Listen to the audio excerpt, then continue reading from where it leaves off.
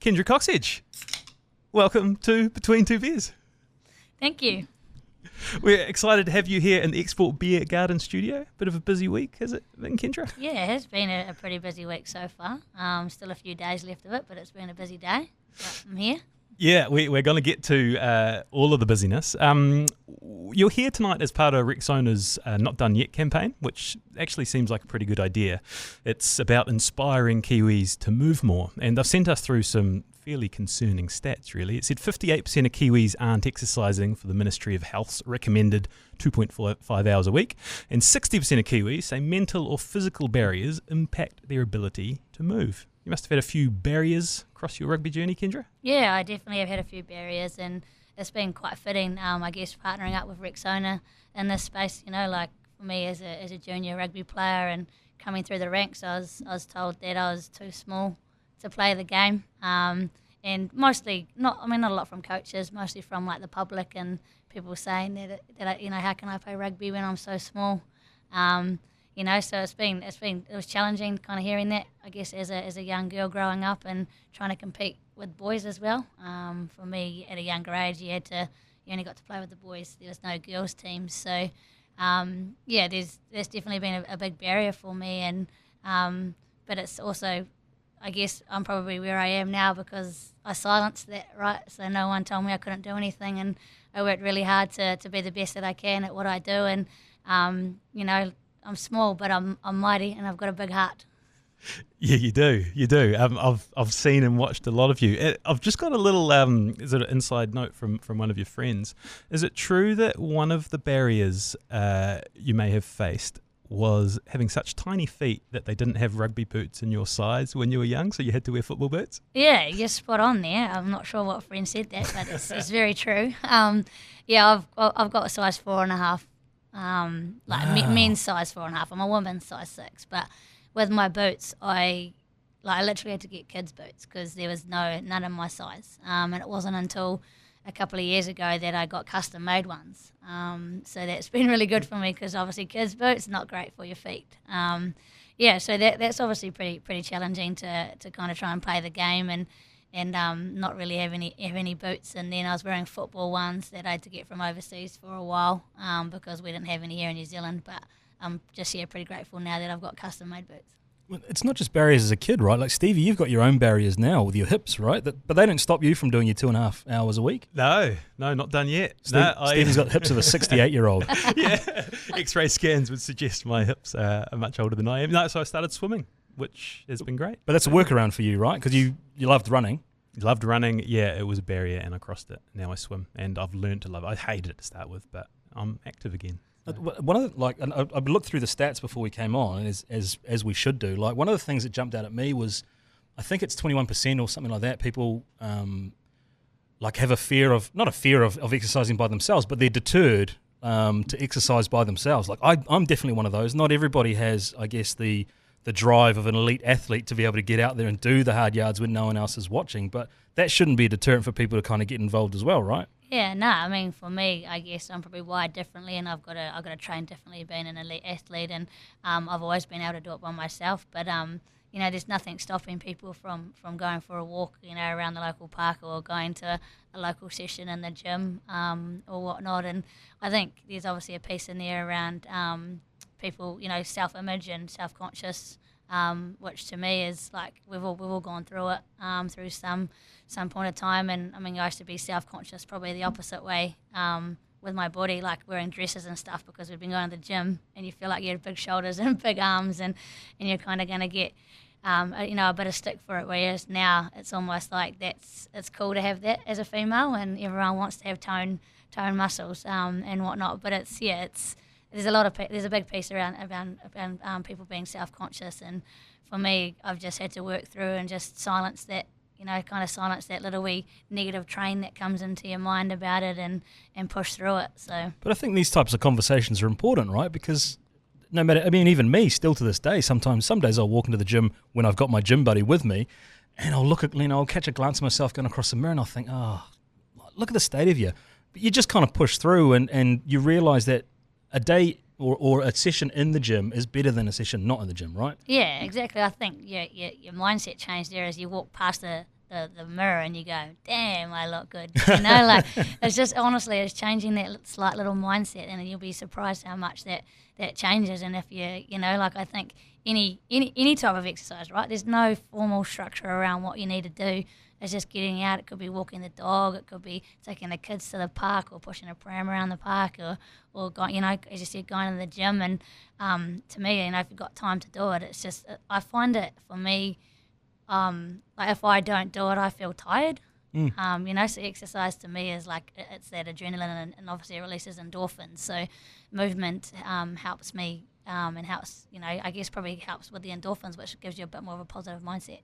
Was this Rexona Not Done Yet campaign, was it synced up to link up with your retirement? Or was that just like a happy coincidence? You've got the Rugby World Cup on our doorstep, but have you thought about what's next after that? Yeah, it was a bit of a coincidence, but it's actually quite fitting at the same time, you know, like I'm still, like I've announced my retirement, but I'm still not done yet. I've got a lot to give back to the game as well. First of all, I've got a big job to do in the next couple of months here in New Zealand with the World Cup, and then from there it's giving back to the game where I can, and getting into the community, and you know, going back to my job with New Zealand Rugby, and you know, giving back in that way. And I'm really keen to get into some coaching. So yeah, I feel like I'm going to be one of those players that retires and probably ends up busier than what I am now. You've been pretty busy over the years, and I look forward to getting into it. The way we start things at Between Two Beers, we often tell the audience how we know the guests. So, Shay, how do you know Kendra Cocksedge? First time to meet you, my impression before you came in was an Energizer Bunny, someone who brings a light to the room, energy to a group, enthusiasm, and so far, within meeting you within a couple of minutes, I realise I think that's pretty accurate. My connection's nowhere near as close a connection, I think, as Stephen has. Stephen, you've got a couple of little cats in the bag that you might want to let out. Yeah, so Kendra went to school with my wife, Bonnie, at New Plymouth Girls High. So I asked her, you know, what her memories were of Kendra at school. She said you were friends with everyone, very competitive, always laughing, and always up for a gag. And that last part in particular really warmed my heart, because she sort of reached around and got a bunch of her friends to send through their best Kendra stories. So I've got a few to work through. It's dangerous stuff, this. As a bit of an icebreaker. Doorstepping a guest is a good one. I'm not really sure where some of these are going, but we'll give them a go. Okay, so from your friend Britt, and this is a story. This is a text which I'm going to read out word for word. She says, and this is going back to the fourth form days. So we were cruising around Boys High, trying to stalk/hang with some boys. We found some of the boys, and this fourth former was getting smart to her from a distance. She was like, "Shut up, or I'll come and tackle you." He laughed. She ran it straight and smashed him, and I pissed my pants laughing. Do you remember this one, Kendra? I remember that so clearly. We used to obviously shoot over to New Plymouth Boys and hang out with some of the guys, and I just remember this kid, he was so cheeky. He was so cheeky, and I was like, so I remember saying to him, "I'll come here and say that," and he's like, "Nah," and then he actually swore at me, so I chased him. I chased him and tackled him. And then I held him by the scruff of his neck, and I was like, what were you saying? And then he's like, "Oh, can you let me go? Can you let me go?" So I let him go, and then he turns around and flips me the bird. So I chased him again.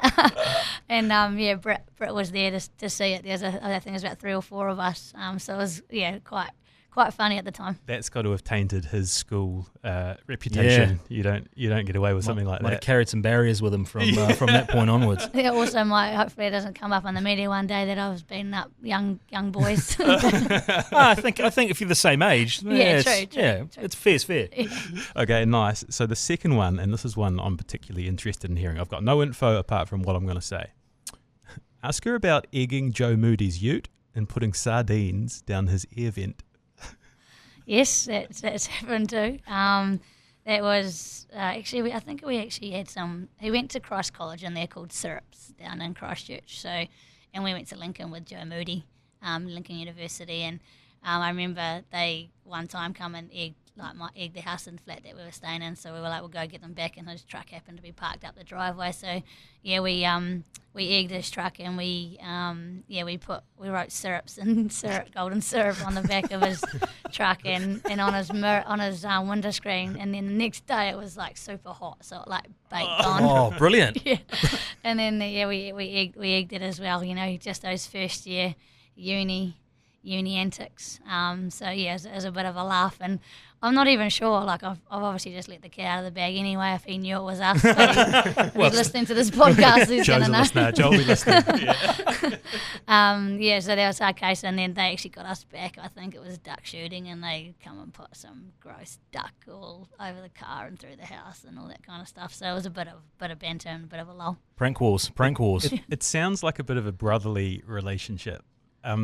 Is it like that? And are there lots of sort of high-profile players that you share that sort of closeness with? It's probably just more than like there was back in the day before even Joe was even an All Black, and I think he was even wrestling back then, and even for me, like I'd only just made the Black Ferns, and you kind of do have that connection. I was lucky enough I went through the Canterbury Rugby Academy with a lot of the boys, Cody Taylor, Sam Whitelock and all that, so I've had the luxury of knowing them from when I was 19 years old, so to reflect back and watch them on their career, and even when I announced my retirement last week, they've reached out and they're still playing at the moment, so I'm like, you guys are next. But yeah, it's been pretty cool. They've definitely looked out for me, and I've followed their careers just as much as they have mine. So.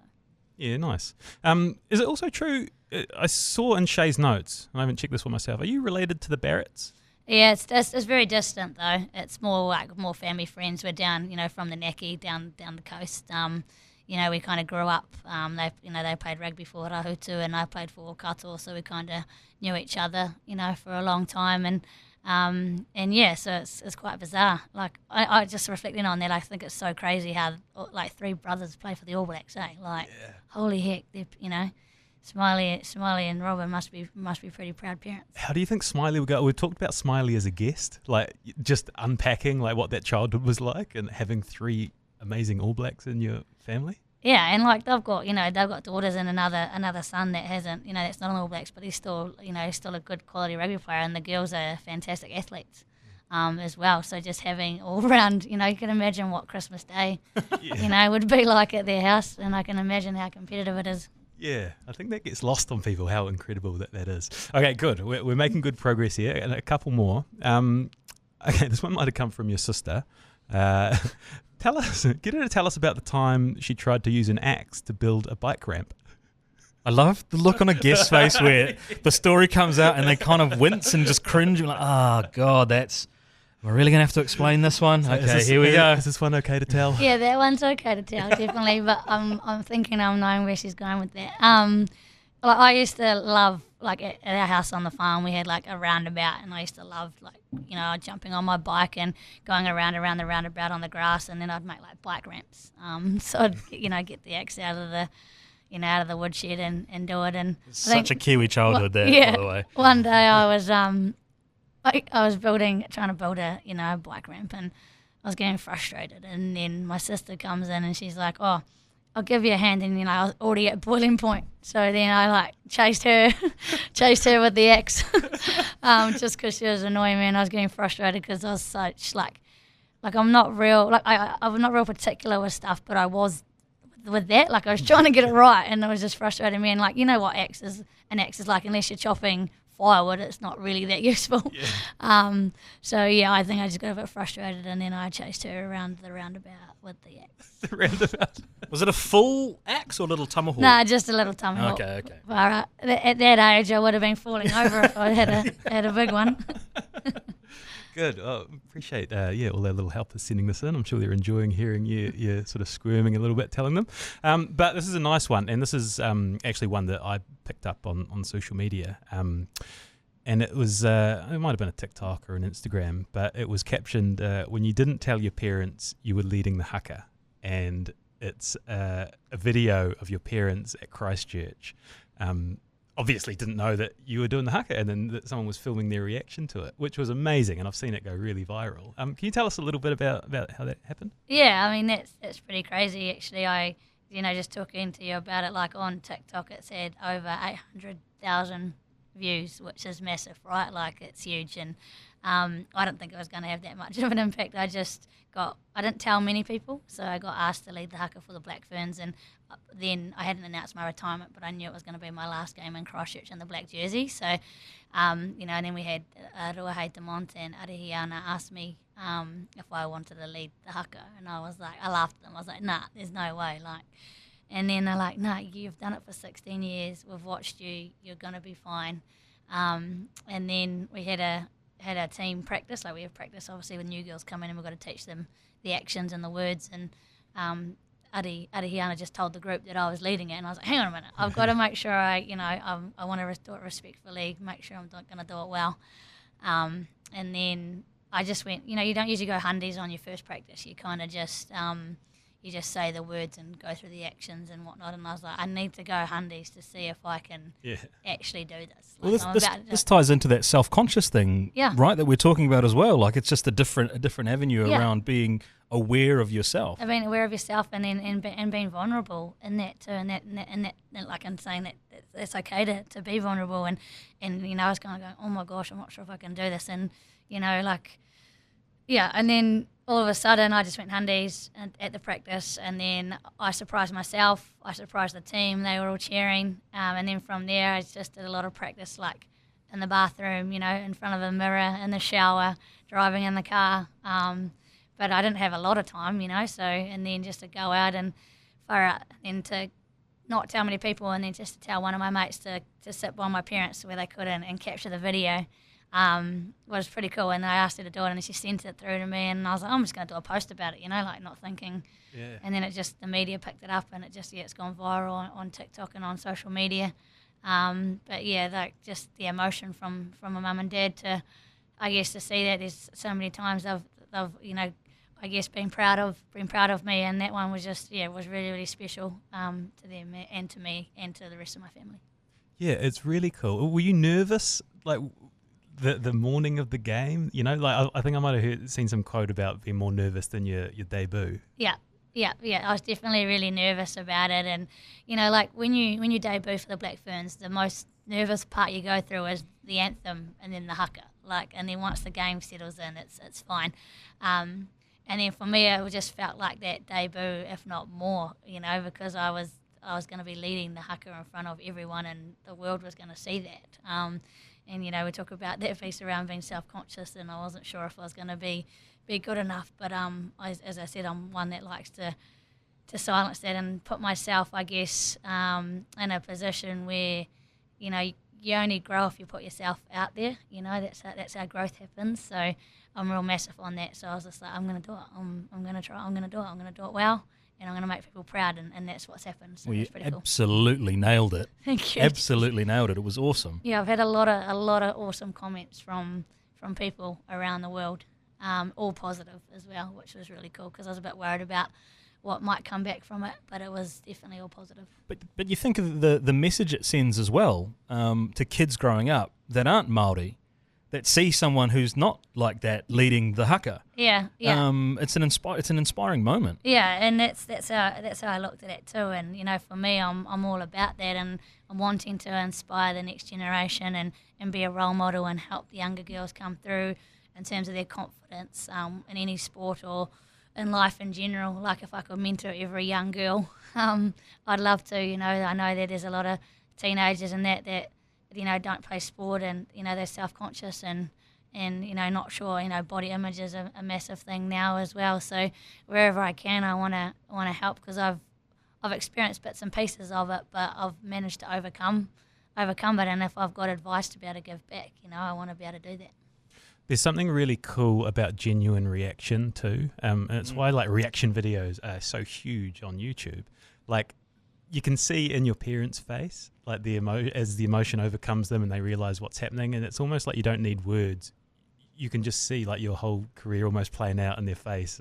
It was such a cool moment. Yeah, and they they knew then too that was my last game, in Christchurch in the black jersey, so they knew that how much it meant for me to do that as well. And even just far out, it's been a massive couple of weeks, month really, leading that, announcing my retirement, playing, Canterbury in the weekend, and now named in the World Cup squad. I think my family gets a little bit more overwhelmed than what I do. but yeah, it's definitely been a pretty special time, and then actually on the weekend they got me back, and my 3 sisters and my niece, they surprised me in Christchurch for the game because it was my 100th game. It was my 100th game for Canterbury, and I knew Mum and Dad were coming down, and then those other 4 rocked up and surprised me and got my reaction. So maybe I might post that one as well. I'm going to come to that soon. I've just got one more to tick off my list, and Shay's been doing his homework. So we heard that you had Celine Dion as part of your pre-match playlist. So Shay said on the last 20 minutes of his drive up to Hamilton, he was going to listen exclusively to Celine Dion and try to figure out which song it was. Shay, what do you come up with? I've lost all the titles. I've gone blank on all of them. Oh, he's bottled it. I have bottled it. I literally did. You can check the Spotify playlist. I had them all there. But what is the go-to? There's 3 or 4 songs that I love, like My Heart Will Go On, that's Power what of Steve Love. said. Yeah, it's I all played that coming too. back. You know, like just you put in Celine into Spotify, and the first 3 that come up, and I get asked this all the time now. It's like almost like a signature thing for me is that Kendra comes with Celine. Like even to start with, they're like, oh, what's your pre-game? What do you listen to? And I just said Celine Dion, and they're like, people were like mocking me, and I'm like, I don't care. Like, I love Celine. Yeah, like, you guys can think what you want. Have you been to see her? Nah, because when she was here, we were away for rugby, so I was gutted about that. But I've done I did another podcast once, and they're talking about, obviously, the Swish app, and, I was like, can you get Celine on it so I can, pay some money for her to send me a video? Is it a pure Celine, or the ones with the dance tracks coming in? Steve, come on, mate. It's got to be a pure Celine. Sure. Yeah, Celine. pure. Yeah, Celine. it's a pure Celine. Okay. Yeah, and it's on my bucket list. I've got to keep doing a shout out so she comes, so I can meet her. We'll tag her in this. She's probably a big fan of Yeah, this. she's probably a listener. She listens. It's all coming back to me is what I thought it would have been, because that is a huge tune. Yeah, Huge and then tune. even on like Saturday night after the game, like even the girls now, they just straight away know to whack on Celine for a bit of a sing along, and we put it on and sung I lucky a couple of days later because I've got my voice back, but so it's just, You got some it's a pipes thing now. you're able to belt out some of I those? am horrific, but that's what makes it even better, right? Yeah. And then like my roommate, watch this space. There's a documentary coming out on the Black Ferns soon, and they did a bit of a part with me and my roommate singing Celine Dion pre-game. So Beautiful. Nice. they've paid big bucks to get the Celine track. Oh, yeah, you would have to, right? The royalty on that would be... Yeah, so watch this space. It'll be actually, my roommate, Kelsey Tanetti, she took over the show, with it, but it was so funny. So, but you'll get a bit of an idea of what I do on the morning of a game, singing along. I look forward to that. Okay, I don't want to gloss it. You sort of mentioned it. I don't want to gloss over what happened over the last week because it's been quite incredible. So for those that are listening, your story was kind of everywhere. I saw it across social media. There was an incredible outpouring of respect from everyone in the rugby community about what you'd achieved, the retiring. So to recap, you finished your 100th game for Canterbury by scoring 21 points against Auckland to win the Farah Cup final. So it's like the term fairy tale gets used quite a lot these days, but it's kind of a fairy tale end, isn't it? It is, and that's what we've been speaking about. Like for me, it was a fairy tale ending before we'd even played the game. For me to have a final in Christchurch and play 100 games was already a fairy tale, and then for me to score 21 points and then to win that, that's a fairy tale ending so far. There's still another fairy tale fully ending on the career with the World Cup, but it's bizarre how you kind of throw that word loosely, but there's no other way to describe it. Because they renamed the stadium, unofficially renamed the stadium right beforehand, and you got subbed off beforehand to enjoy a standing ovation as well? Yeah, I got a standing ovation. I didn't even, the whole season I was always going to depend on the game, but I've been coming off at the 65 minute mark to, the other halfback that comes on, she's been playing great and she's a really good impact, and I thought that, got to the 60 minute mark and I was still on, and then it was, I think, 66 or something, I come off, and that was actually really cool to experience that, come off, and everyone just stood up and clapped, and I got so into it, I was like raising my arms, like trying to get them, more to get them up for the team. But I kind of clapped and waved at them, just knowing that's basically the last time I'm going to walk off that that park as a Canterbury player. Did you do the sums beforehand? Like try and math it out and think like, if I get an injury, I'll be out at like 99. Or if I play too many, I'll be 101. Like, coach, I can't play this one. Yeah, there was a lot of chat around that really. Like because the start of the year we weren't even going to be really playing much Farapama Cup because it was all going to be based around Black Ferns and all that. But the Farapama Cup, we got told when Smithy came on board, he's like, yeah, we want you playing as much rugby as you can. And then I started doing the maths then, and we got the draw out, and I'm looking at them, and then I was like, okay, the Black Ferns are playing a couple of tests in there. I was like, and then I was like, oh my God, if we make the final, it's going to be my 100th game. If I play every game, if it all goes well, and if I don't get injured. So, when we played Wellington last week, and it was 99th game, and at half time, it was like the score was 5-3, I think, at half time. And I'm like going, guys, you don't understand. Come on. The master plan. Do not mess this up for me. But then we ended up coming back and firing in the second half. And then after that, everyone was like, oh, my God, you're going to be playing your 100th game. How good. And I said, hey, I've still got to get through a week of training first. You know, you still got those things that go through your head. And then to actually, even got all the way through until I ran out there. Till kickoff, I was a little bit like, oh shit, don't want to get injured in the warm up or something. So, going in, it's going to be an emotional day. You get subbed off, and still you're celebrating with the team. Did it overcome you? Does everything a bit much? No, it didn't, and I made sure of that. And I think what helps that is that it's not my last game. I think having not done yet. Yeah, exactly.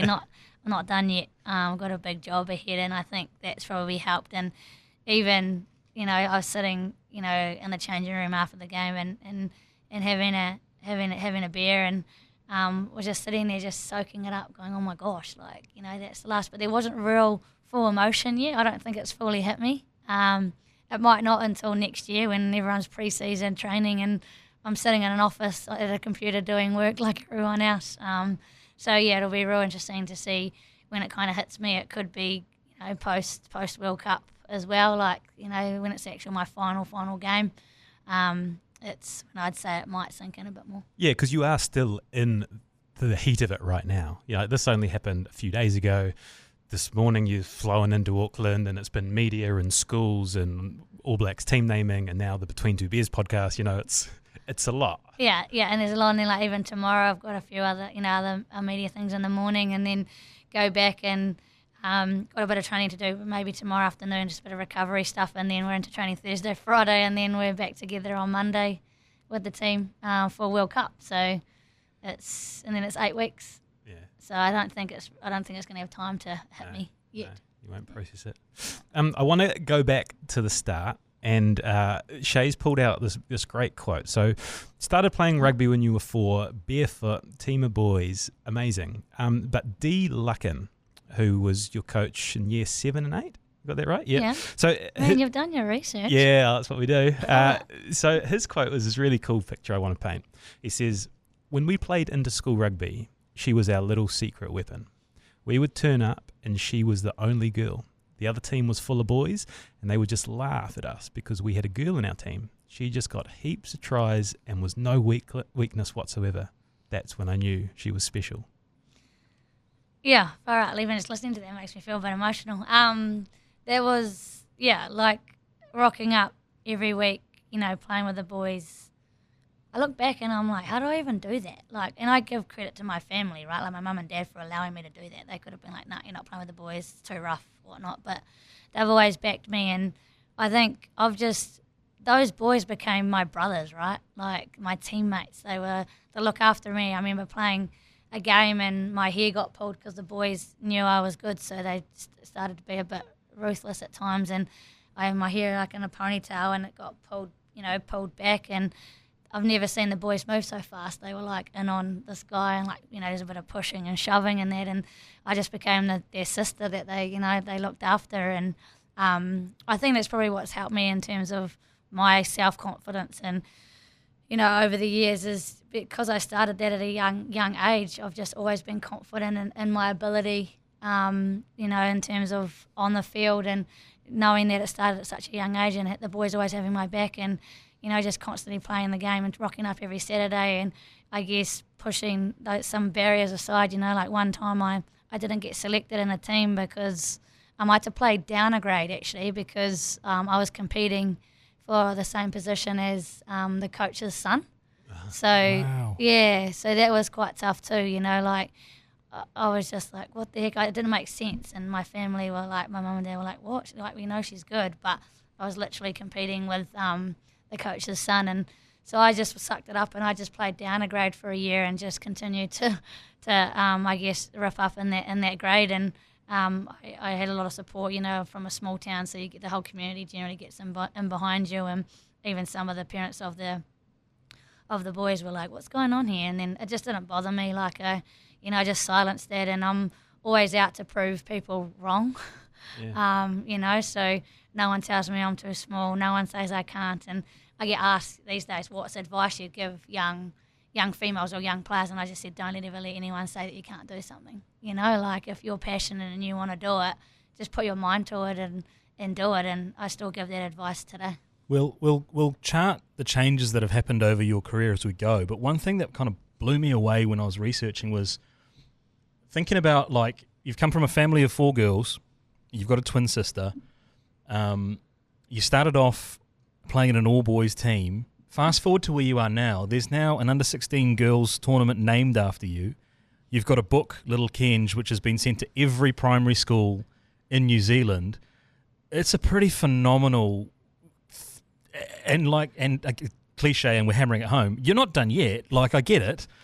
But like even in that space of time, just such phenomenal things you've brought into the world. Like you've manifested those by doing what you're doing. It's pretty crazy. Yeah, and I probably just haven't even reflected or soaked a lot of that up enough yet. Like I'll kind of just into that point of, yeah, cool. And then I like move on. But like when you've just mentioned that throughout last week with my retirement and the weekend, people have like listed accolades, listed things that I've done in the women's game on and off the field. And I don't like. I listen and I start to go, okay, you actually done not too bad. You know what? Good on you, Kenj. Yeah. So one day I'll sit and I'll reflect, and I've always struggled to be proud of what I've achieved, and the thing is that you've got to be proud of it, and you've got to celebrate success. And even in the past, I probably haven't done that enough, and. It's bizarre to think that I'm 34 years old, started as a 4-year-old, 30 years of rugby. I would have never, as a 4-year-old, ever think I would have achieved what I have today.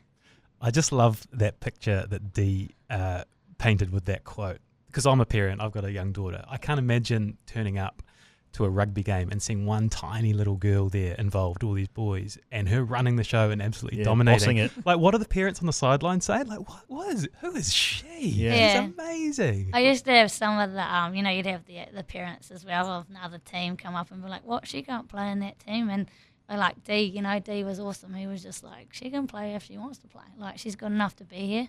And I was like, I just did what I wanted to do. I just was like, no, I'm playing. Like, not in a rude way, but in a way just I just didn't want anyone to tell me that I couldn't do something that I absolutely loved. Yeah. Was it ever a case of like, when you're a kid and someone really good at something, you've never laid eyes on them, you know what I mean? And like, that you're going to like a rep tournament or a fixture on the weekend and like the legend of Kendra.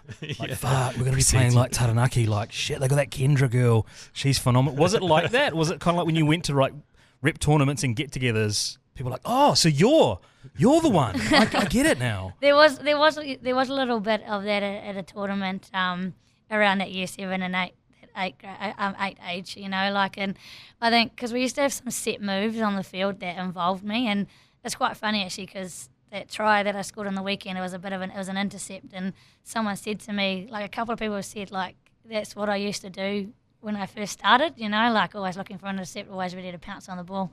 So there was, it was quite bizarre to look at that, but there was definitely like, I think probably not heavily, because I think boys were a little bit like, what the heck, there's a girl in that team and she's better than us, because it's just that age group, and I was just so lucky enough to have the boys support me and just look after me, and that definitely helped. Like, I think if it was like some girls playing the game at the moment, and even still, like, it's a bit different now because it's all girls teams.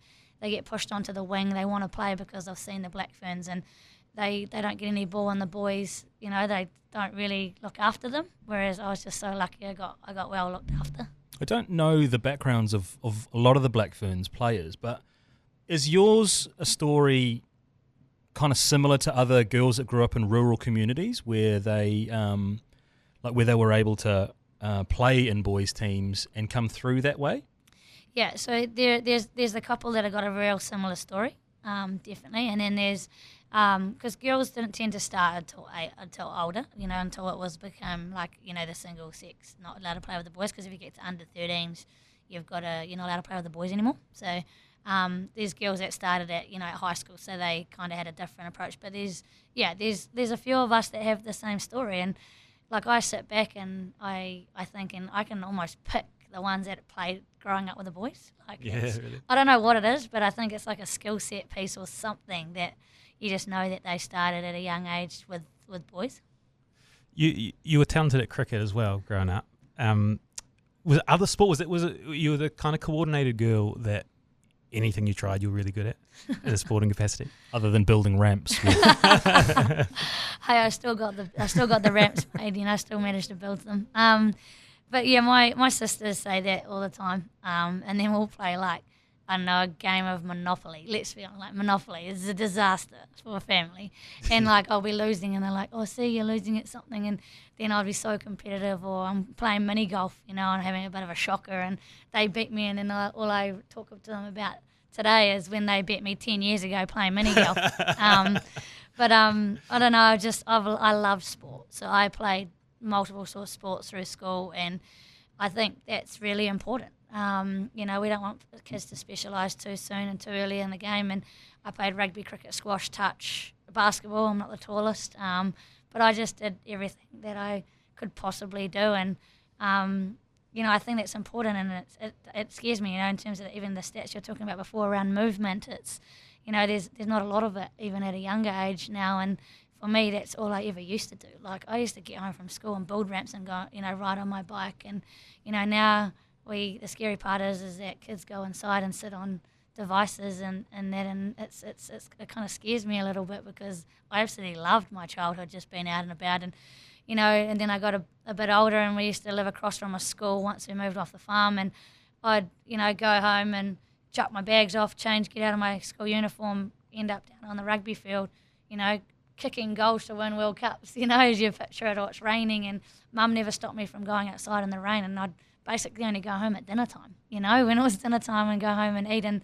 then I'd sleep, get up, go to school, and I'd do the same thing the next day. And we used to have like a little crew that would play rugby after school, and one of the dads led that, and we'd just be like, oh yeah, rugby, should we play some rugby today? And they always welcomed me. And then one of the other girls came down, and she wasn't very, very good at it, but we still allowed her to play, you know, I still looked after her. But yeah, I just reflect back on all that stuff now, and holy heck, it was pretty cool.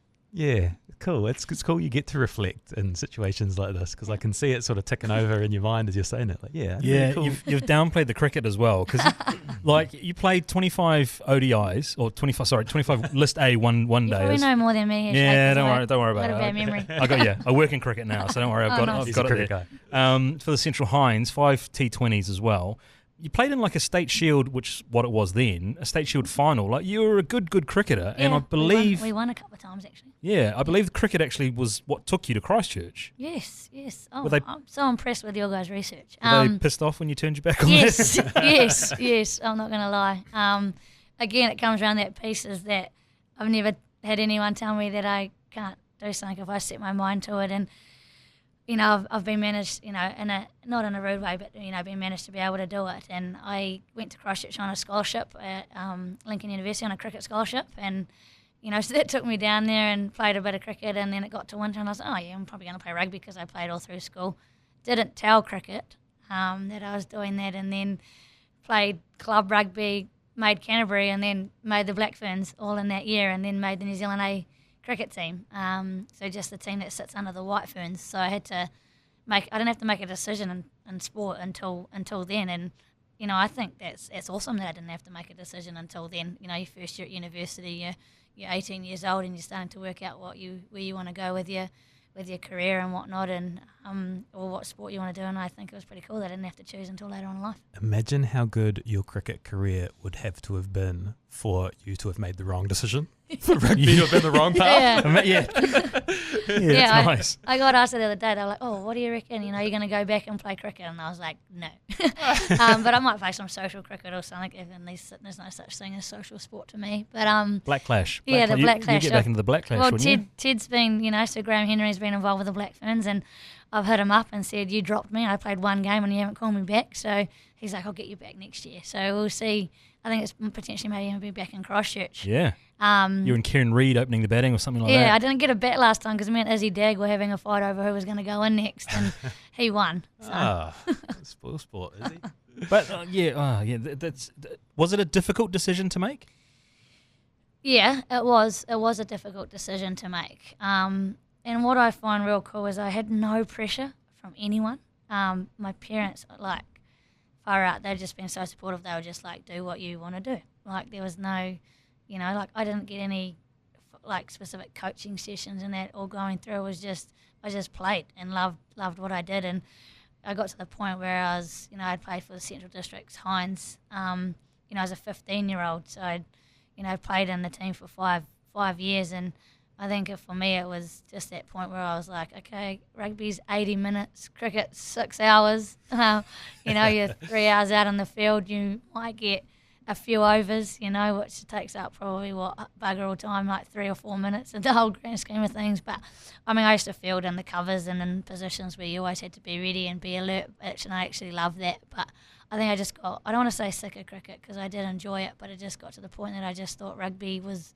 80 minutes. And I reflect back now and I'm like, oh my God, imagine if I chose cricket. I wonder if I would have achieved what I have with rugby.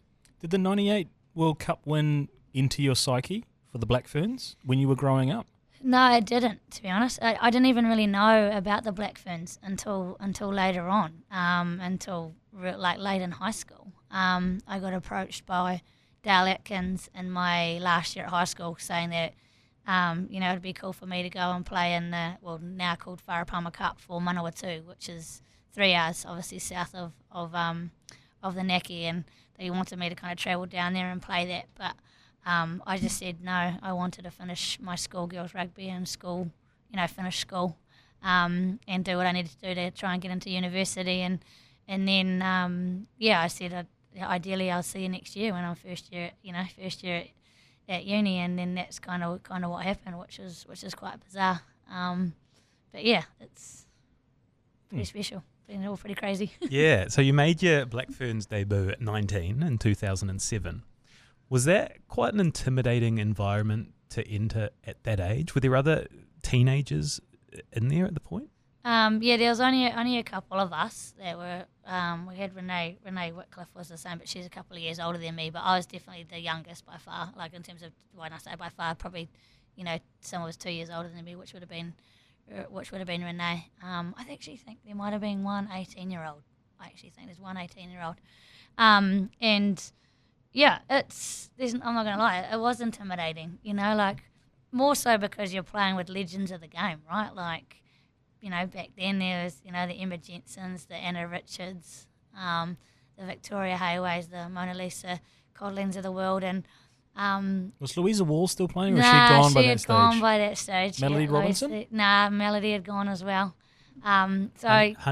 Honey Hidemi? Yeah, I played with Honey. Yeah, she was still around. She said you got a whole ton of nicknames that you can tell us about the origin of as well. You guys are really on your research. We'll get to that. We'll get to nicknames soon. Nicknames at the end.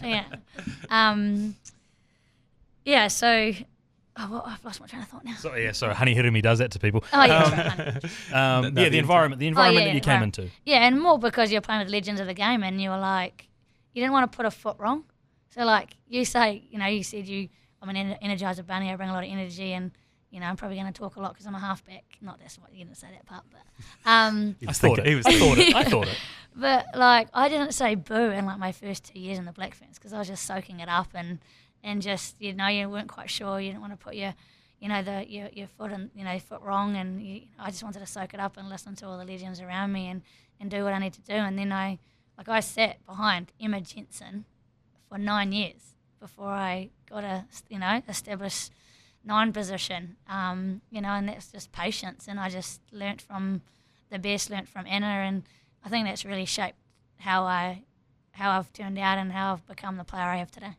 That's exactly the way to do it, though, when you're a young player, isn't it? If you come in and you start being loud and telling people what to do, having opinions, you're like, well, hang on a minute, you got to earn your spot a little bit. Yeah, and that's the challenge for me now, right? Because I'm that old person in the team, and I always remember, I think back in the ones that that when I came in, how intimidating that was and how scary it was. That I didn't want to be that, so I try really hard. But some girls say that they were scared of me when they first came into the environment. Really? And I'm like, what? I'm not even 5 foot. Nah.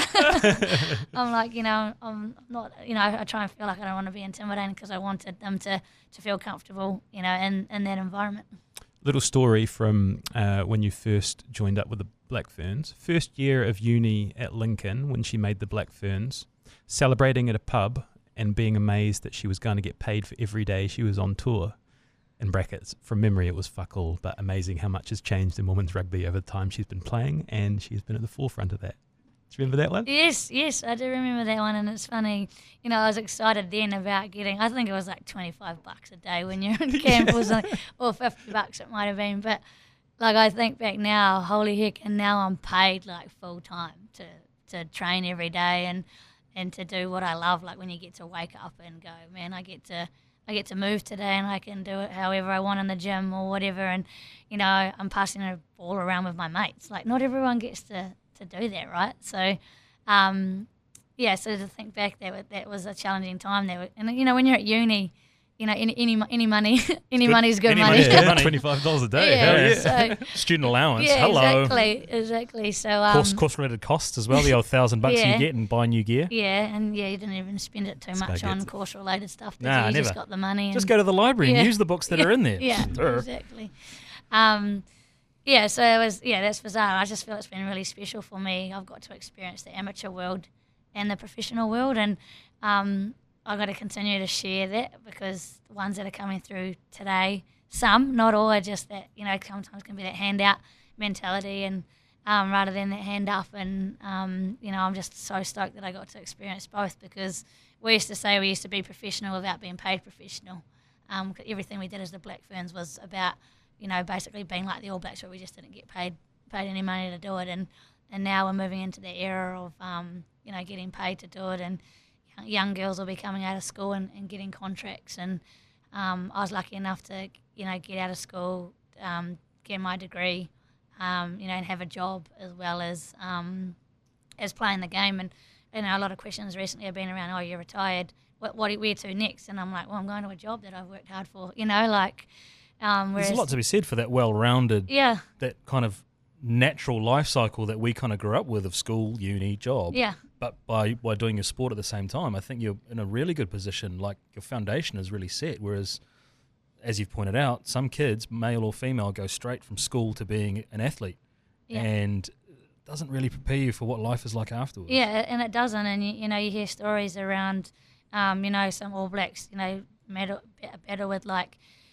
mental health and whatnot, because they're not sure how to deal with life outside of rugby. And that's what I mean. Like, I'm so grateful that I got to play and work on my degree and get a job. And young ones coming through now, and I'm like, you need to work out your identity out of rugby, otherwise later on in life it's going to be really challenging. So wherever I can, like small bits like that, I want to be able to give back, and that's why I'm not done yet in the game, because I just want to give back where I can and help younger ones coming through to put them on the right track, and so they're confident and they're ready. Like, I think at the moment we might chuck some of them in the deep end, and they come into a high performance environment thinking high performance is easy, but it's tough. Like, it's tough to be a high performing athlete. Like, everyone thinks that it's all butterflies and rainbows, but it can be really, really challenging, and you're not getting selected, or injuries and whatnot, and having to train your body when you don't want to train. And even for me, like, that's probably a big barrier that I had, is I went through a bit of mental fatigue with rugby, because I'd played for 30 consecutive years, and we got to last year, and I was thinking, I think I'd already told myself it was my last year, which was probably the biggest mistake, and then World Cup got postponed. And I was just like, oh shit, like, I don't know if I can do another whole year. Like I didn't want to go to Black Ferns camps. I didn't want to train. And I actually found that really, really tough. And I just didn't want to, like, I was fine, but I just didn't want to do rugby. Like, I just wanted to be like, I'm done, And then I took a bit of a break from club rugby because that was always a hard part of doing the night trainings, and it's freezing cold in Christchurch, negative, 2 degrees or whatnot, and cold grounds and whatnot. But, I think I look back now and I go, I'm so glad that I did that. I took a break because now I'm loving it. Like, I probably did fall out of love with it for a little bit. And then we went on India tour and it was challenging last year, and we didn't play very well, and then now we got a lot of criticism from the media, and we come back and then we had to go through a review with the Black Ferns, and all of this was building on me as a leader, right? Like, you're carrying heaps then, and it's tough. And then now I look back and I just was thinking, like, straight after that I was like, all right, that's done, we've sorted that out. I'm just going to enjoy my last year of playing rugby and silence anything that was telling me that you couldn't do it, because I think I kind of talked myself into that. It's amazing how your mind works, really. And then just worked hard knowing there was a World Cup, and now I'm sitting here going, World Cup squad's been announced today, and I'm in that, and and I just am absolutely enjoying my rugby, and it's showing through my performance at the moment. Can I jump on a point that I never even entered my mind just listening to you speak then, was that you still play club rugby? Yeah, so we still generally play club rugby, yeah. Yeah, I just find it like, again, this is naive me thinking you're an international player, you would play provincial. I just didn't think you would play club as well, that you're still playing it at every level of the game. Yeah, you do. And I think, I sadly think that that's going to change because the Black Ferns are going to get more tests. You've got Super Rugby, Opiki now, and then obviously Wharapama Cup. So I think it's going to start to, unfortunately, die out. But I love that. I've played, 114 games for my club, 100 games for Canterbury, most capped Black Fern, and my one game for Matasu, for Opiki. I'm thinking, like, you're a young player getting the chance to play club rugby with, like, a legend. Yeah. That's awesome. And I forget that. Like, I rock up to club training, I'm so competitive. I'm like, and we've got girls that have never ever played before. And they're like dropping the ball, and I'm like, oh my God. Like, but then I'm like, Kendra, they're new to the game. Like, you just relax. But then I forget too the impact that I probably have. Like, some girls told me, like, we do a bit of a chat at the start, like, oh, why did you choose this club? And then some of them would get up and stand up and be like, oh, because Kendra Cocksedge plays here. And I'm like, sitting in the room, I'm like, what? Like, I'm just a normal human. Like, what the heck? But I just forgot, I forget the impact that I have on people. Go ahead. No, I'm going to go. I'm going to back yourself. I'm going to bully. The other point you made earlier, again, which we're sitting here and we're lauding you after 15 years in the Black Ferns, for over half of that, you were only playing a handful of minutes maybe per test? Yep. What did you learn from being an understudy for so long, other than patience? Yeah, definitely patience. And that wasn't easy, and you kind of, the selection goes each week, and then all of a sudden you kind of get to a point of you just know you're going to be coming on, off the bench. And, like back then, you only kind of brought people off the bench if there was injuries, whereas now it's tactical. You need your impact off the bench. You need that tempo. You need people to come on. But for me, it was like, my debut was 2.5 minutes, and I ran on the field, and it just felt like 10 seconds, and it was done. Did you touch the ball? Yeah. Well, I had a scrum, and I just about put the ball on the wrong side of the scrum because I was so nervous. I was like, little 19-year-old me running out there, and then I was like, hang on a minute, like, I'm going to put the ball in here, and I can't see. Oh, whoops, I'm on the wrong side, and I had to quickly scoot around the other side of the scrum.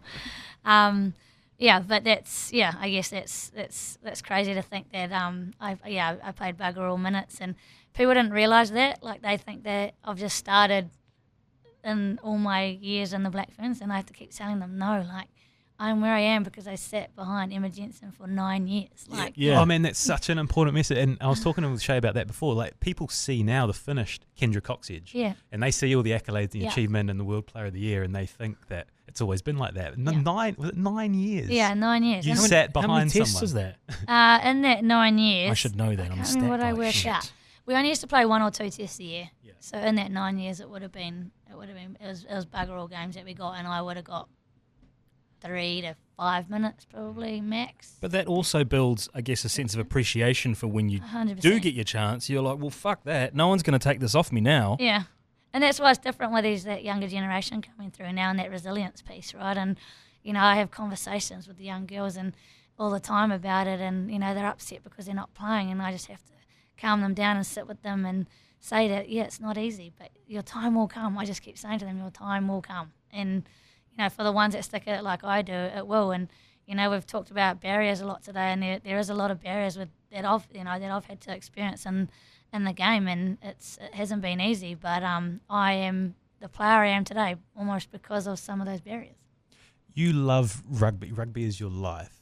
I can see, you're so passionate about rugby. When you take a break from rugby, I'm not taking a break from rugby. No. But not done yet. No, but Not done yet. But Come on, mate. When you took your mental health break from rugby, did you still go and watch rugby? No. So I didn't even go to my club. I didn't go down to my club at all. So it was just club season. So it was, once it got back to Wharepauma Cup, and that I still did that. But I couldn't. I didn't even want to go and watch. Like, how stink is that?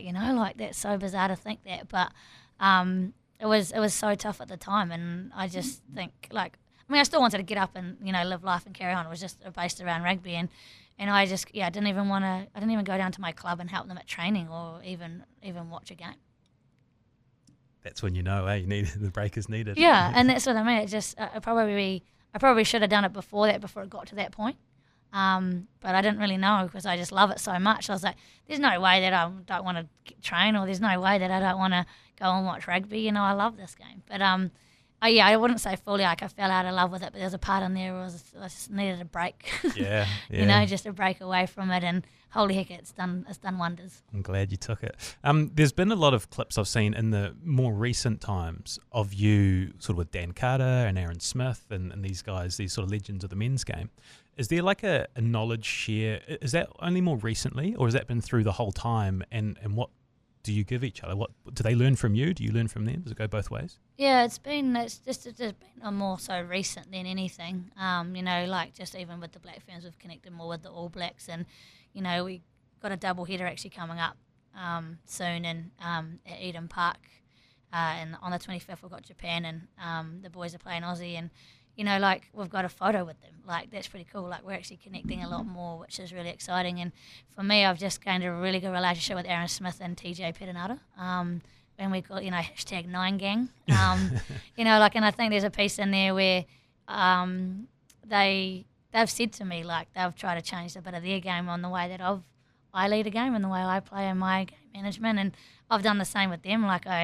I love the way that TJ plays, and how he's nippy around the rucks, and you got Aaron Smith's pass. I've kind of based stuff off what they've done, and I've had comments from them too that they've wanted to do things the way that I've done it, and that's pretty cool to hear as well. That's really cool. And then for my 100th game, I actually got I had 24 minutes of videos from people, 24 minutes, and the whole team wishing you wishing me all the best. Yeah, it was pretty special, and I had young girl, not young girls, but girls I used to play with back in high school, coaches that I used to have, that coached me throughout the years, and I had, then I had Aaron Smith, TJ Perenara, that was pretty cool to have them on the video, and Nuggie always says that I'm the GOAT and I'm calling him the GOAT, and so it's quite bizarre that he holds me at that high regard. So that's pretty cool. And then I even had a message from the PM, which was quite funny. And to hear that support from players, and not just the All Blacks, the Canterbury boys and the Crusaders as well. I love that there's it's not tokenism. There's genuine substance to those relationships, not just Instagram relationships. Do you know what I mean? Yeah. That really makes me feel really, I don't know, proud's the wrong word because I don't know why I would feel proud about that, but it's just nice to know that that it's authentic. Yeah. Rather than contrived or forced. Yeah, and that's what's really cool. And for Matatu this year, we Sam Whiteluck reached out to me and Alana. We were captain and vice captain of that team, and he wanted to talk to us about leadership. So it's starting to become more natural now rather than a forced thing. And the boys have always wanted to do it. It's what's probably stopped them as the people around them, the management and that. And most of them really help supporting us, love supporting us. And even the weekend, our Canterbury boys, majority of them were at our game on Saturday. You know, they weren't playing till Sunday.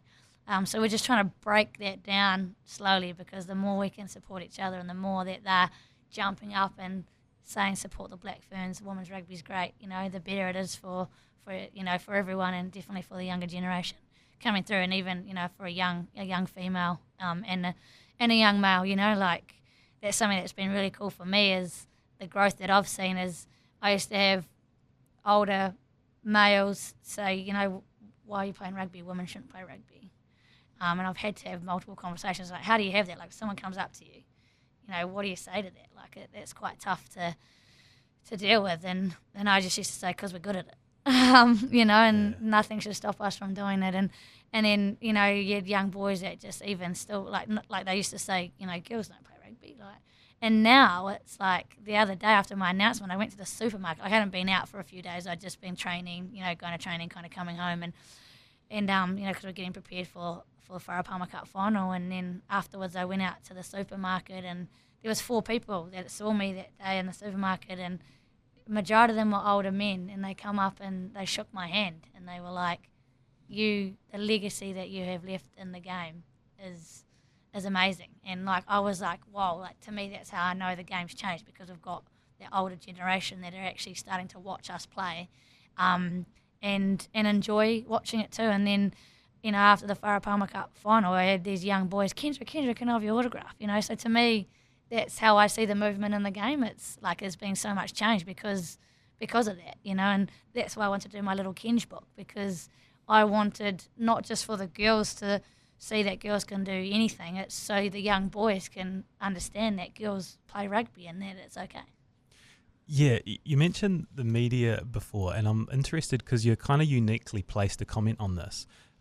15 years with the Black Ferns, 3 World Cups and approaching the 4th. Right, 2010 you win it, 2014 you come 5th, 2017 you win it, and now in the build-up to this, can you compare like the media coverage, like how different it was from when you started to what the last few days have been?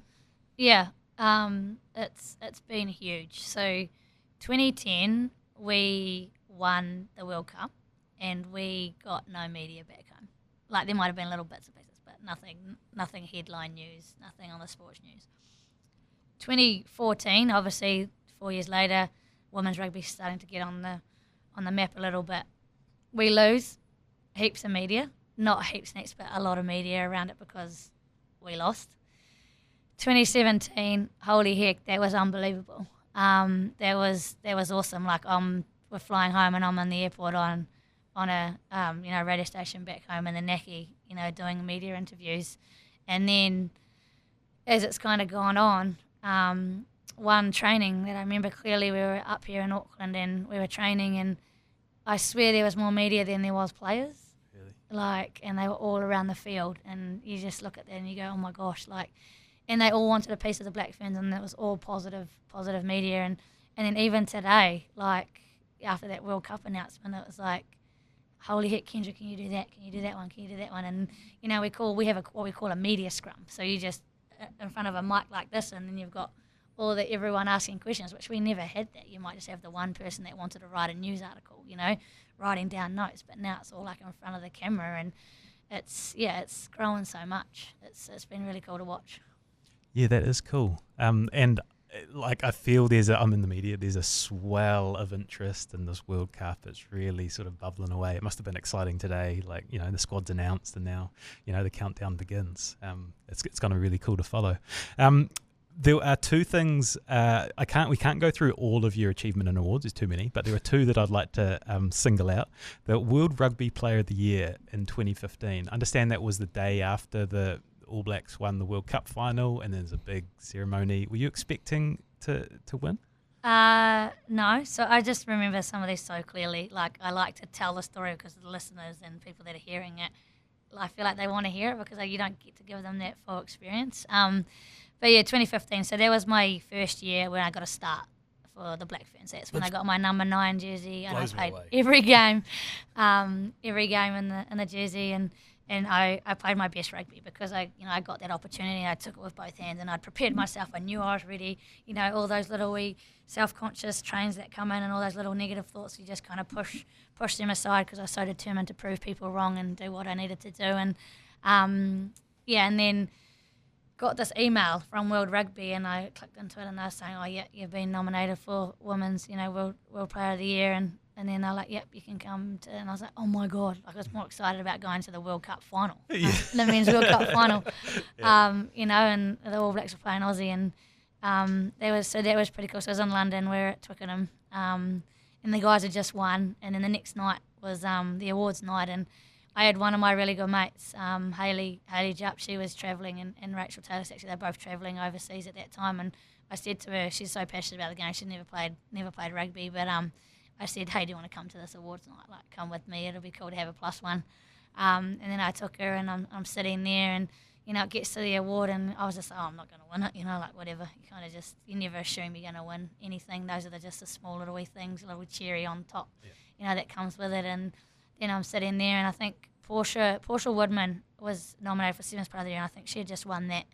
And then my award come up next, and my name got called out, and all I could think of was, "Don't trip up the stairs." Don't trip up the stairs. Was it around Jennifer Lawrence tripping at the Oscars time? Yeah, pretty much. Yeah. Good. It's good memory, Shay.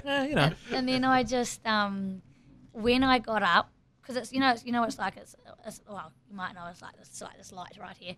The lights are in your face, and it's dark in the room. And I got up, and I was just like telling myself, "Don't trip up, don't trip up."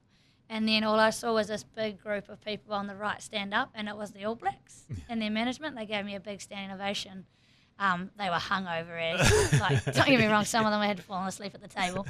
And they gave me a standing ovation as I walked up on stage, and then I got up, and it was a real quick couple of questions. It wasn't a sit down thing from Maggie Alfonsi, who was a legend for England. She was a great player, and to receive the award from her was pretty cool. And then jumped off stage, saw a couple of player agents that were from back here, and just know them and said hi. And then all of a sudden, media just went crazy. Like I didn't even know what to do. It was like I needed to do this thing on a live, or all this stuff was going on. And to win that in my first year, I guess, of getting a good start in the 9 jersey was pretty cool.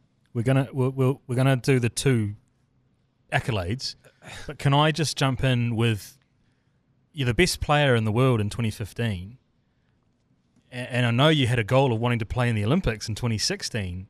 Was it hard to reconcile those two things? Because for those, spoiler alert, you weren't selected in the team that went to Rio. Yeah. But was that a bizarre space to be in? I think it was more that, with this, because I was doing 7s and 15s at that time, and I just 2015, because 2014 is when the 7s went a bit more full-time professional, and I always wanted to go to the Olympics and then didn't get selected, and then I think it helped me, not getting selected for that or being contracted helped me fall back onto the 15s and to really put my best foot forward.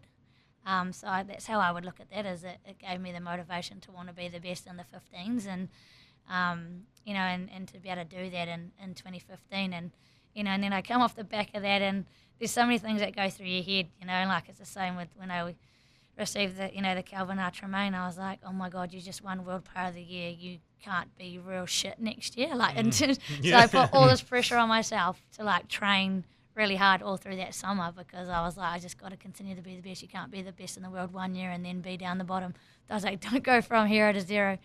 So that almost, that's how I find my motivation. I am wired really differently. I just find little ways to, we talk about, the movement, and, half of New Zealand is not meeting the Ministry of Health kind of, 2.5 hours a week of moving. And for me, it's like, I just think how important that is to be able to do that, to live your life and to feel better about everything. And for me, it's like, I don't know. I don't even know if I can sit still for 2.5 hours. I'm almost the opposite. I'm an active relaxer as well. But it's crazy to think back and think about that. Super inspiring. Two messages of people haven't picked them up. 9 years you're the understudy and you force your way through, but then the setback of not making the Olympics, and use it to fuel what comes next, which is making history, as you mentioned, as the first female to win the Kevin Tremain Memorial. Kelvin. Kelvin. So Brodie Retallick, Richie Mo'unga, Cody Taylor and you are there in the mixer. Is it the same again? You're not expecting to win? Yeah, not expecting at all. And it's quite funny because I went through the academy with Cody Taylor down in Canterbury, so I knew him quite well, and Richie obviously quite well too. And that was a real interesting awards. It was funny because I took my twin sister. I was like, because what I try and do is I've taken mum and dad to one before. That was 2015. I won New Zealand Player of the Year that year as well. And then I was like, okay, this year next time I'll take my twin sister. And then I'm hoping for one more to take my other sisters, but I don't know if that's going to happen. And yeah, so she came with me, and because I didn't realise, right? You don't know, you don't ever get told that you're going to win something like that. And then I'm sitting there, and the first award was the Whiawhawhai Masili medal. So that's the top Wharapama Cup Player of the Year. So I got that one first. That's also the player you overtook to become the most capped Black Fern of all time, right? Yes. Yeah, that sure is. And then the second one was it was at the end of the night though. So you do all your provincial awards and that, and then it comes to the national awards, and I won the New Zealand Women's Player of the Year. So because you kind of go up on stage, you shake the hands, you're given the trophy, and then you go and sit down and you do an interview with Sumo or with someone from Sky generally up there, and there was just the one seat there, and I went and sat down on the seat after I'd won New Zealand Women's Player of the Year, and I was like, cool. And then the guy from Sky, he comes up and he goes, because they did 2 awards each time, so you do 2, and then they have move on to the next 2, and then they put another seat next to mine and go, this is for the person that's won the next award, and that was the Kelvin Tremain award after mine. Fake chair. Yeah, so it was a fake chair, and I didn't know that at the time, right? So I'm sitting there and I was like, okay, obviously I didn't win. I'm not going to win this anyway. I'm up against some All Blacks, this is never going to happen. Yeah. And so I'm sitting on stage already, and there's a big screen that you can kind of look down on. And then, it came up, and then all of a sudden, the winner is Kendra Cocksedge, and I was on stage and I was like, what the heck? And I did not, I was just like, what the heck? And my whole body started shaking.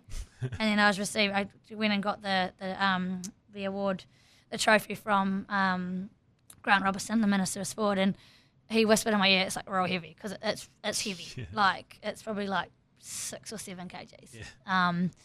So, I grabbed that, and I'm still shaking, still going through my head, don't trip over. There's so many things that go through your head, and then I had to sit down back on that seat, and Sumo was looking at me because he was about to interview me, and I just remember my lip, I was quite emotional, but no, and my lip was shaking. He's interviewing me, and my whole body's shaking because I couldn't believe it, but the fact that my lip was moving, and I'm like, is he seeing my lip move? And then I'm like, listen to the question. Yeah, so, and then at the same time, when the clapping was happening, I got a standing ovation, and there was a few drunk people in the room, as you can imagine, by the last award of the night. Everyone's pretty sloshed at the back, like the CEOs of the provincial unions and stuff. But for my name to get called out, and then just to sit there and manage to get through an interview without crying, I think, was crazy. Even though I knew Sumo was trying to make me cry too, he was trying really hard. And then I went off stage, and then it just, it was breaking news. It was breaking news in the media. I've still got photos of, New Zealand Herald breaking news, Kendra Cocksedge, first female to win the Kelvin Tremain. So, and then I wasn't even drinking that night or anything, because I was so switched on to my next job. As I say, I'm always ready to move on.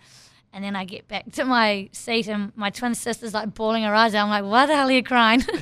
But I think at the time it just takes a while for me sometimes to process those types of things. And, and then I woke up the next day and I was like my phone, because your phone just blows up, right? Stevie loves that question. Yeah. What does the phone look like the next day? Oh, man, your phone blows up, and I'm look at it, and I'm like, I'll deal with that later kind of thing. And then I woke up the next day, and I actually had to get to work, because I was working, I had to get to a 2-day work conference in Tauranga.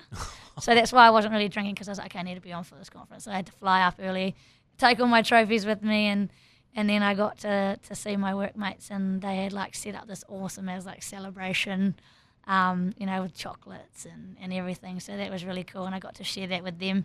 And then you get the phone call from Mum being like, oh, you could have taken us. I wish we had known. And I'm like, I don't even know. Like, I didn't know I was going to win all those awards. But, it was pretty cool. It was pretty cool to experience that. I was going to ask which of those 2 major awards got you the most street cred with your friends. But maybe the phone is a good way to gauge it. Like, what did the messages look like versus the world player? Good rating system. Of the year versus the New Zealand obviously, social media has come, you'd say, almost like leaps and bounds, almost from 2015 to 2018, right? Yeah. So, it was pretty similar. And then even last week with my retirement, far out, that blew up. My phone blew up big time with that, and I haven't even got back to people, and you feel so guilty.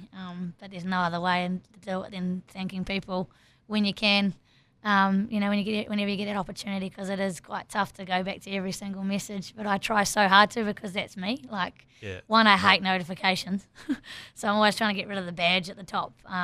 So I'm real bad at like opening them and not really reading them. Yeah, and then I'll go back to them. You just don't like the little red thing Yeah, on I hate the little red badge. I hate it. I know where you're coming from. Yeah, and people have like thousands on their email. I'm like, oh my God. Like, that's what people say these days. Gives you the ick. Oh, is that what they say? Yeah. Yeah, I've wondered that on like Instagram when people are filtering through your DMs. Are you just leaving them, and then, like you say, you find a time, tonight I'll go through and I'll reply to some of these, you break it off a little bit at a time? That's what I tend to do. And I'm still replying from ones, even from the weekend, 100 games and winning the Whareparma Cup. Final finishing, I still got messages there, like I'm still trying to reply, but I think maybe in December I'll sit down. So sorry everyone, I'll reply to you in December. Yeah, I'm sure they'll understand. You're one of the few people that, like, your whole life is rugby, right? Like, you play and you work in rugby. How long have you worked in rugby as well?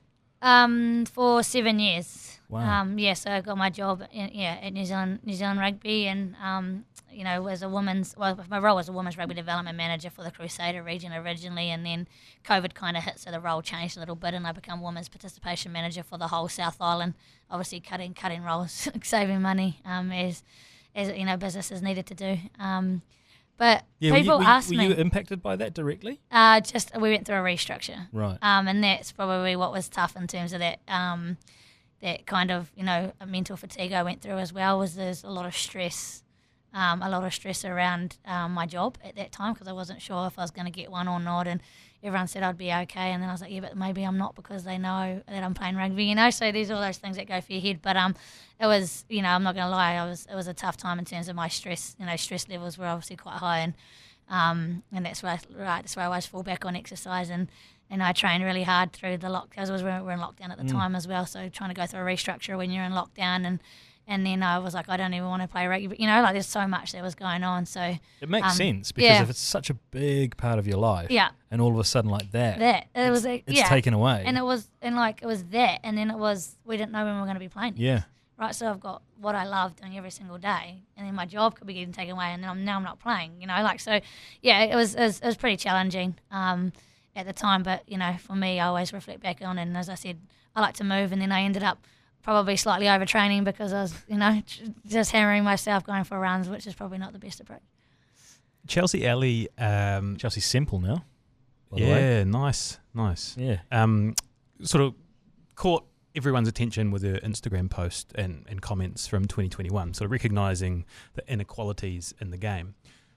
A year removed from that, have you seen progress? Are things tracking in a better direction now? Yeah, so we obviously had Chelsea's social media post, and then we had one obviously with Takuta, who won around off our back of our India tour and going for a review. And I think it's there's definitely been a lot of change. We've seen a lot of change in the space, and that's what's been really cool. And I think the game's growing, and it's only moving forward. We're full time this year. We've got hubs across the country. We've got academies across the country. But I think from now, it's like, that's why this World Cup's really important to me as an individual, in terms of me wanting to win it for the team, for myself, and then for my work, because us winning has a massive impact on young girls wanting to play the game, and not even just young boys, young girls, so young boys, anyone that wants to play the game. So yeah, there's definitely been a lot of movement, but there's still a long way to go. There's a lot to be said for if you can see it, you can be it, right? And I love that saying. The amount of change that there's been in your period of time for Wharapama Cup being broadcast, all the matches being broadcast live, Super Rugby Aupiki being on TV as well. Like growing up, you would have had none of those things to kind of aspire to. And as one of the biggest, I guess, callbacks for you in your career, going back to Taranaki and playing for your club in an all-women's team? Yeah. Was that... Yeah, that was pretty cool. Like, there's just small things that I was trying to tick off before I retired, and that one was really cool. Like, I played for the Okato Rugby Club, which is my small town, and then it amalgamated and become coastal, but I never actually played in the coastal colours because that was after I wasn't allowed to play with the boys anymore, and they didn't have a girls team, so I just played school, played for New Plymouth Girls High School, and then, the Taranaki Secondary School, and then, I've always wanted to do it. I've got cousins, like my cousins all played there. One of my cousins played in the team, so I was just always wanted to get back and play the one game, and I've been trying the last 2 to 3 years, and it just hasn't worked out, and then it just happened to work out the weekend. I was at home, and I just told my Black Ferns coaches, I hope you don't mind, we're playing club rugby anyway, but I'm going to go home and play for my team. I'm retiring this year, and it's something I want to do, and it was really cool. It was really cool to be able to go home and put those colours on. We won't keep you much longer because I know it's been a busy week and you've got a bunch of more media responsibilities in the morning. But I've just got a few little bits and pieces, and I'm going to load Shay up with an outro and maybe a question about nicknames. But how badly beaten up is your body after 18 years of elite contact sport? Yeah, I think, and that's something I reflect on, like my body, touch wood, is like I've been so lucky. Like we talk about injuries, and some girls have to return from pretty serious injuries and whatnot. And for me, I've had a couple of concussions, a rolled ankle, and a broken finger. I think in all my years of playing, and I really want to touch wood again because we've got a World Cup coming up. But I think it's tired. It's definitely tired. Like, it's still doing really, really well. Like, it still runs. It still loves exercising. It still loves moving. It still loves going to the gym, and doing, the weights as well. But I am still sore today from the weekend. I wake up on a Sunday, and I sometimes have to roll out of bed. And I'm even worse on a Monday. It gets you, as you two young guys know, it gets you 2 days later. It gets me 2 days later, and it's even just like I sit there after a big training session, and I'm like, I've got to be going to bed, and my whole body is just pulsing. It's just aching. So I think there's a part of me too with my retirement. I was like, my body needs it. Like, I don't think there'll be players that have done it, but when you think about 30 consecutive years, 16 at the top level, like a few people stop because of certain reasons, but I haven't. Like, I've actually done every single year. So I think my body is going to love me a lot more once I put the boots up. Do you get the cramp? So again, comparing my nothing career to Kendra Cocksedge, but when I used to play, I'd be lying in bed at night after a game, and I'd just get a random cramp in my hamstring or calf or something. The calf ones get me so bad, and definitely the hamstring. I definitely get that, and it's so bizarre. And just in the middle of the night, I hate the calf ones. There's no cramps nice, but yeah, definitely the calf ones are a lot worse than the hammies. Stephen's had both hammies go during a game.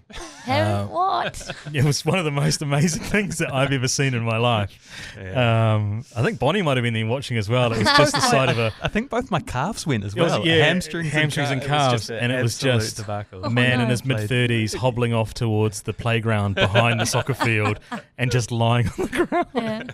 Yeah. Just a point on, have collisions got bigger? Like, what's the word? What do collisions get? Stronger? In 15 years? We just say more physical. Yeah, is it more physical? Yeah, that's probably the way. Yeah, like the game is a lot more physical in terms of physicality, in terms of scrums, rucks and tackles. It's definitely got a lot more physical, but in a smarter way. Like, I think the game's changed so much. Like, rugby used to be like up the guts. Women's rugby used to just be up the guts, the girls going forward. But now it's changed so much, and it's a lot smarter. But probably similar to the men's game, right? Like players are getting more athletic at a younger age and gymming more, which is allowing them to be stronger, which means that the hits are potentially going to be a bit bigger. And it's definitely more physical now than what it used to be. Yeah. What's your question, Shay? Honey Hirami. What did she hit you with? Oh, she just said just a lot of nicknames over the years, and what's the background to some of them. I didn't have a list of the nicknames. Yeah, so I've got a few. What is Kinge? Yeah, so I just get Kinge because it's just a short. That's not a real version of nickname. That's a short version of a name. It's That's a soft landing. Yeah, I've got Elmo. Elmo's one that I was given back in, it must have been 2007, 2008 from Marianne Mills. Marianne Prescott, she was back then.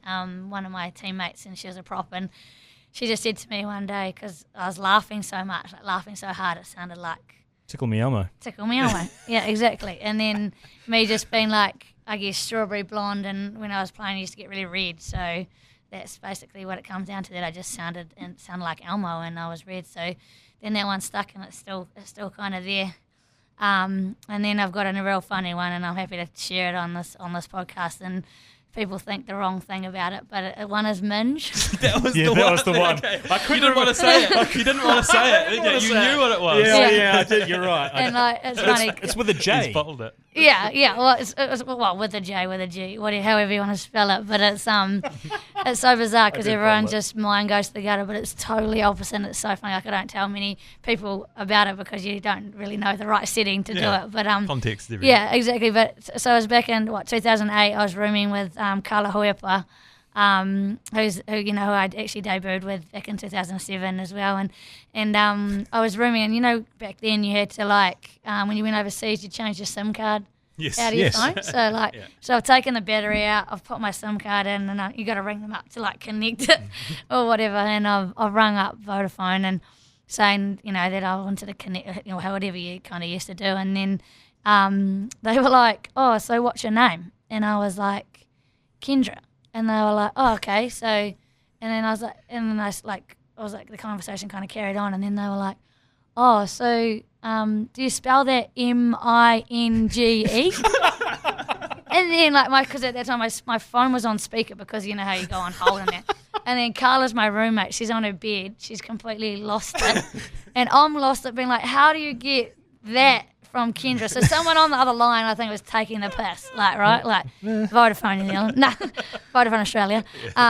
Someone must have been taking the piss, but it just from then and her hearing that, it stuck. It stuck. That's a great nickname. And even Wesley Clark, one of our coaches, he's like Mingy, and Glenmore, they all call me Mingy, and I remember even my manager sometimes you hear it come out of her mouth, and so it kind of, Elmo was really, really big, and the Minge one died out, and then Hannah Porter, who now works for New Zealand Rugby, and I used to play with her. She, every time I see her, she calls me Minge or Mingy. So it's quite funny. It's such a bizarre story, because people's mind just goes straight to the gutter, right? Yeah, it's completely different. That's why I wanted to tell the story, because it's so strange. And is it one that spreads and people don't always know the meaning behind it? Yeah. They're just kind of like, oh, that's Minge. Yeah. So usually when people ask me what my nickname is, I say Elmo, because you got to give the PC answer at times, but why not talk about it? That is gold. That is so good. Hey, before I load Shay up with his outro, I just want to say thanks so much for giving us your time. It's been a really cool and inspirational chat. I'm hoping lots of people are going to listen to it. Lots of people are going to appreciate the journey you've been on, and follow you at the upcoming World Cup. But Shay? Wow.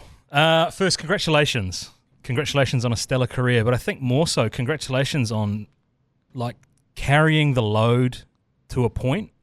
And I can understand, after 30 years of that in rugby, you get to a point where you're kind of like, my work's done now.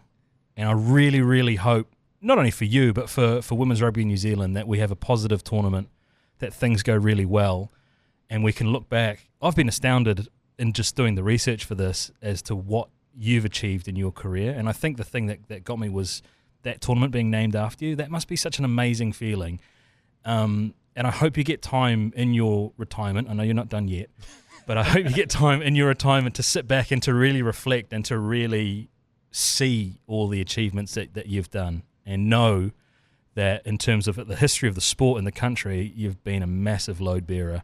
For someone so diminutive in their stature, you've really overworked and carried things a long way. So all the very best for the preparation for the tournament, and all the very best in your retirement in the future. Yeah, no, awesome. Thanks for having me on, and it's been really cool because, to talk about different bits and pieces, when you plug the questions that you can talk a bit more in depth about that you don't necessarily usually talk about. It's been really cool, and, I've had a lot of barriers, from being told I was too small to, I guess having mental fatigue and whatnot, and it's been really cool to talk about it, and hopefully, that everyone goes through certain bits and pieces in life, and that's okay, and just, silence that voice that tells you, that, those things that you want to get. Sorry. I'm not crying, guys. I've just. Yeah. Nah, you wouldn't be the first. Yeah, just I guess the main thing is just to, silence that voice and don't let anyone say that you can't. And I think that's what's helped me achieve with what I've achieved, is just because I've just done what I've wanted to do, and I wanted to do it well. So thanks for having me on. It's been really cool. I've absolutely loved the research that you guys have done. Like, I don't think I've been on a podcast knowing. Well, you've known more of Shay about my cricketing than probably what I did. So, no, I appreciate it, and thank you very much. Awesome. Cheers, Kendra, and keep moving New Zealand. Cheers.